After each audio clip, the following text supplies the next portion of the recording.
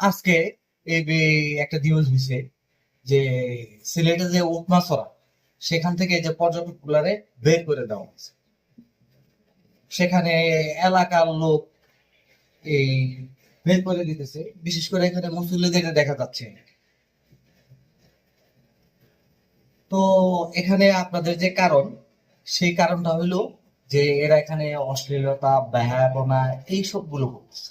তো আপনারা তাদের বুঝান, তাদের দাওয়াত দেন, তা না করে আপনারা এদেরকে জোর করে বের করে দিচ্ছে। এমনকি একজন ওখানে কিন্তু বলছে যে এই যুব সমাজে কেউ যদি আপনাদের আঘাত করে হুমকিও কিন্তু দিছে।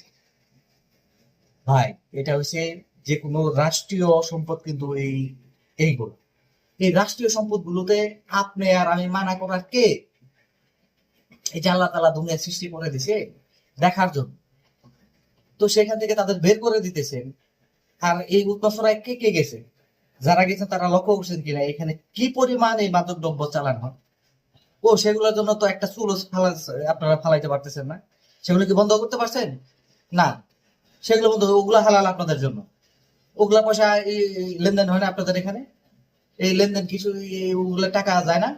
তো ওগুলো আপনারা কিছু শিখতে পারছেন, এখানে নিয়ে আসছেন এগুলো করে।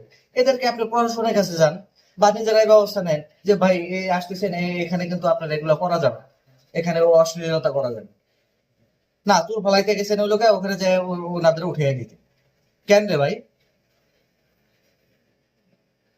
এখানে সবার অধিকার, একটা রাষ্ট্রীয় সম্পদ। এই জিনিসগুলা আপনাদের মাথায় ঢুকবে না। যত সব গন্ডমুখী দল এগুলো। একটা এলাকায় পর্যটক, মানুষ কত ভাবে চায় যে আমাদের এলাকাটা পর্যটক আসুক, তাদের অর্থনৈতিক চাঙ্গা হবে। না, এই অর্থনৈতিক তাদের ভালো লাগবে না। তারা ওই যে কি জানি এই পাথর চুরি করবে, বালু চুরি করবে, এগুলোর অর্থনীতি তাদের কাছে খুব ভালো লাগবে। মাদক চালানে চোরা চালান যাবে, এগুলো খুব ভালো লাগে। এগুলা তাদের কাছে হালাল, আর এগুলা তাদের কাছে হারাম হয়ে যাইতেছে, পরিবেশ নষ্ট করতেছে। আর তুমি যে চুরি চাওয়ার করতেছে, এগুলা কি চুল চুল চুল ফেলাইতেছো তোমরা? যত সব গন্ডমুখের দল, ভাও, এত অজ্ঞতা ভাই রে ভাই। তো এই যে যে যারা গেছেন এগুলা কিন্তু মানে ধর্মান্ধতার মানুষ এগুলো বেশি। একটু ধর্ম সম্পর্কে জানেন, বুঝেন,